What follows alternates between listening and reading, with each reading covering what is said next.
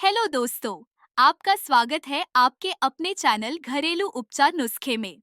यदि आप हमसे जुड़ना चाहते हैं तो सबसे पहले हमारे चैनल घरेलू उपचार नुस्खे को सब्सक्राइब कर लें, जिससे आप हमारी नई वीडियो आसानी से देख सकें।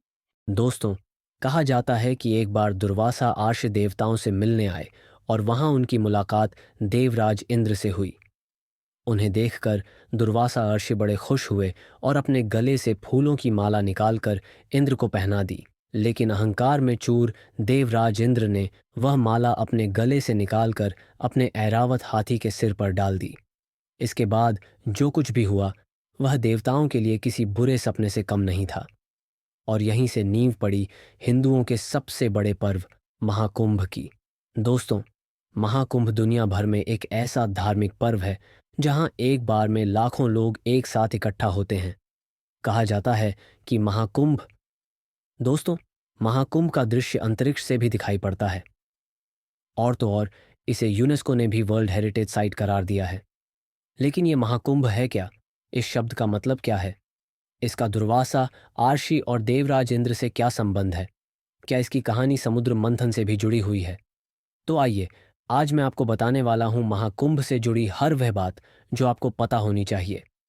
दरअसल, कुंभ शब्द का मतलब होता है घड़ा। इसे अगर धार्मिक नजरिए से देखें तो महाकुंभ का अर्थ हुआ अमृत से भरा विशाल घड़ा।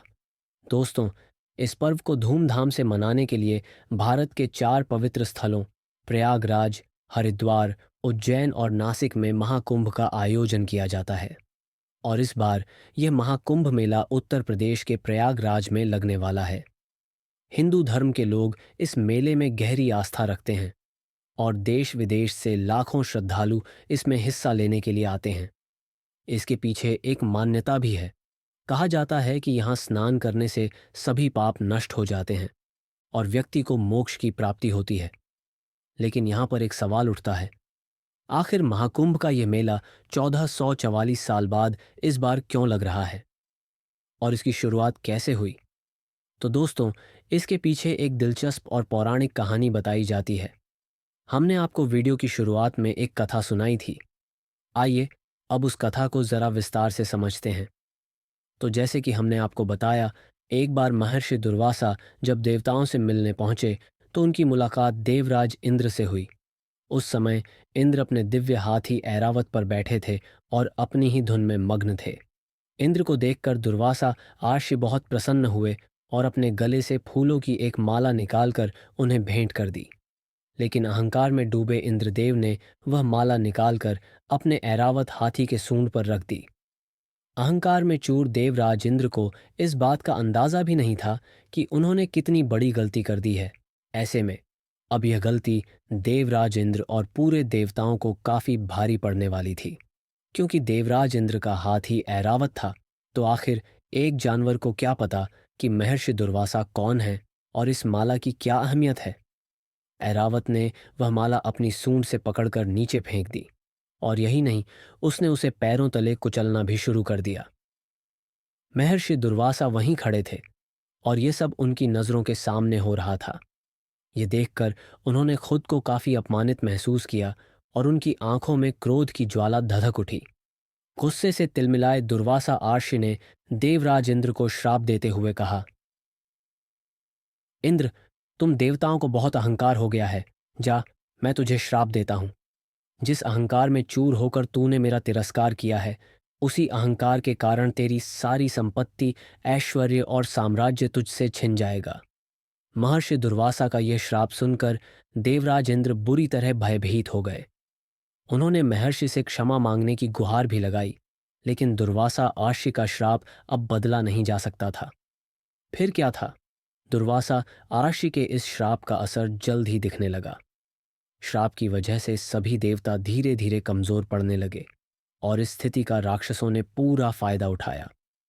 उन्होंने देवताओं पर आक्रमण कर दिया और स्वर्ग तथा देवलोक पर कब्जा कर लिया। अब परिस्थिति लगातार बिगड़ने लगी। हालात इतने खराब हो गए कि सभी देवताओं में हड़कंप मच गया। अपना सब कुछ गंवा देने के डर से देवराज इंद्र सहित सभी देवता भागे भागे ब्रह्मा जी के पास पहुंचे और पूरी कहानी उन्हें सुनाई। लेकिन ब्रह्मा जी को भी इस संकट का कोई समाधान नजर नहीं आया। तब उन्होंने सभी देवताओं को साथ लिया और क्षीर सागर में आराम कर रहे भगवान विष्णु के पास पहुंचे। वहां उन्होंने भगवान विष्णु को महर्षि दुर्वासा के श्राप और राक्षसों के आक्रमण की पूरी जानकारी दी। विष्णु जी ने सब कुछ सुना, कुछ पल के लिए सोचा और फिर एक उपाय बताया। उन्होंने सभी देवताओं से कहा, आप सब राक्षसों की मदद लें और इस क्षीर सागर का मंथन करें। भगवान विष्णु ने कहा, जब समुद्र मंथन से अमृत निकलेगा तो उसे ग्रहण करते ही आप सभी फिर से ताकतवर और अमर हो जाएंगे। भगवान विष्णु की यह बात सुनकर देवताओं ने राहत की सांस ली और उनका आभार जताया। इसके बाद वे राक्षसों से मिले और उन्हें समुद्र मंथन के बारे में बताया। अमृत के लालच में राक्षस भी तैयार हो गए। समुद्र मंथन की तैयारी फिर क्या था। भगवान विष्णु की आज्ञा के अनुसार मंदार पर्वत को मथनी बनाया गया और उस पर वासुकी नाग को रस्सी की तरह लपेट दिया गया।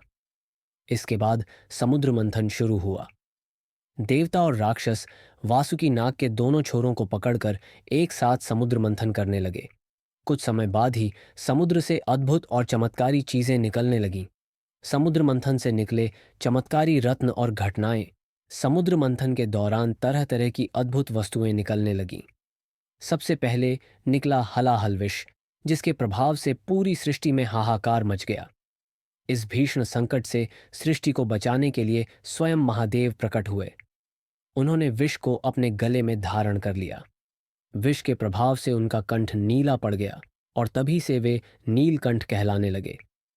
अब हलाहल विष का निवारण हो चुका था और मंथन को दोबारा शुरू किया गया।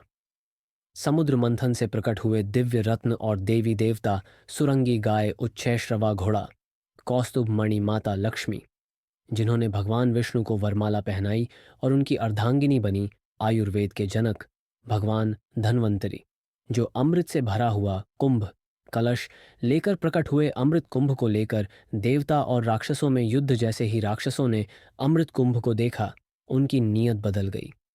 वे उसे छीनकर भागने लगे।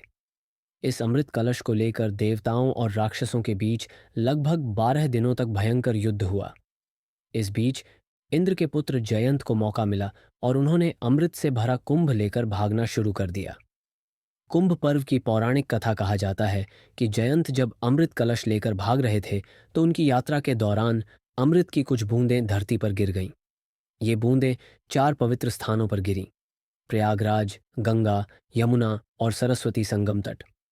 हरिद्वार, गंगा तट, उज्जैन, क्षिप्रा नदी तट, नासिक, गोदावरी नदी तट। इन्हीं स्थानों को पवित्र माना जाने लगा और तभी से इन जगहों पर कुंभ मेले का आयोजन होने लगा। इसके बाद की कहानी तो आप सबको पता ही होगी दोस्तों। ये तो थी कुंभ मेले की पौराणिक उत्पत्ति की कथा। लेकिन अब यह समझते हैं कि कुंभ हर 12 साल के बाद ही क्यों आता है। इसके जवाब के लिए हमें फिर से उसी युद्ध की ओर लौटना होगा। क्यों होता है कुंभ हर 12 साल में? जब देवताओं और राक्षसों के बीच युद्ध जारी था तो अमृत दोनों के लिए बेहद महत्वपूर्ण था। दोनों ही इसे हर हाल में पाना चाहते थे और इस कारण 12 दिनों तक भयंकर युद्ध हुआ। धार्मिक शास्त्रों के अनुसार देवताओं का एक दिन हमारे पृथ्वी के 1 वर्ष के बराबर होता है। यही वजह है कि हर 12 साल बाद कुंभ मेले का आयोजन किया जाता है। अमृत शक्ति का जागरण ऐसा माना जाता है कि हर 12 साल बाद एक खास समय आता है जब प्रयागराज में त्रिवेणी संगम, हरिद्वार में गंगा नदी, उज्जैन में क्षिप्रा नदी, नासिक में गोदावरी नदी के किनारे अमृत रूपी शक्ति जागृत होती है। यही कारण है कि देश विदेश से लाखों श्रद्धालु यहाँ आकर डुबकी लगाते हैं ताकि उन्हें मोक्ष की प्राप्ति हो सके। कुंभ के प्रकार अब हम यह भी जान चुके हैं कि कुंभ मेले की उत्पत्ति कैसे हुई। अब यह समझते हैं कि कुंभ कितने प्रकार के होते हैं। कुंभ मुख्य रूप से 4 प्रकार के होते हैं: 1 कुंभ मेला, 2 अर्ध कुंभ मेला, 3 पूर्ण कुंभ मेला, 4 महाकुंभ मेला। कुंभ मेले का आयोजन हर 12 साल में एक बार 4 अलग अलग स्थानों पर बारी बारी से होता है: हरिद्वार, नासिक, उज्जैन, प्रयागराज, गंगा, यमुना और सरस्वती नदी का संगम होता है, जिसे त्रिवेणी संगम के नाम से जाना जाता है। अब भले ही सरस्वती नदी सतह से विलुप्त हो गई हो, लेकिन भूगर्भीय स्तर पर यह आज भी प्रवाहित होती है। इसके अलावा माना जाता है कि प्रयागराज कलयुग के समय को दर्शाता है। और यह संकेत देता है कि इसके अंत में अब भी कितना समय शेष है। यही कारण है कि मान्यता है, जो भी यहाँ महाकुंभ के दौरान स्नान करता है उसके सभी पाप नष्ट हो जाते हैं और वह जीवन मरण के चक्र से मुक्त हो जाता है, जिससे उसे मोक्ष की प्राप्ति होती है। तो दोस्तों, यह थी महाकुंभ की उत्पत्ति और उसके महत्व से जुड़ी पूरी जानकारी। अब यह सिर्फ एक धार्मिक आयोजन नहीं है, बल्कि हमारी संस्कृति, आस्था और एकता का प्रतीक भी है। अगर आप इस अद्भुत आयोजन का हिस्सा बनने जा रहे हैं, तो हमारी शुभकामनाएं आपके साथ हैं। अपने अनुभव हमारे साथ कमेंट्स में ज़रूर साझा करें। अगर वीडियो पसंद आई हो तो इसे लाइक और शेयर करें और जाते जाते चैनल को सब्सक्राइब करना बिल्कुल ना भूलें। दोस्तों, अगर आपको हमारे द्वारा बताई गई ये सभी बातें पसंद आई हो, तो हमारे चैनल घरेलू उपचार नुस्खे को सब्सक्राइब, लाइक और शेयर करना न भूलें।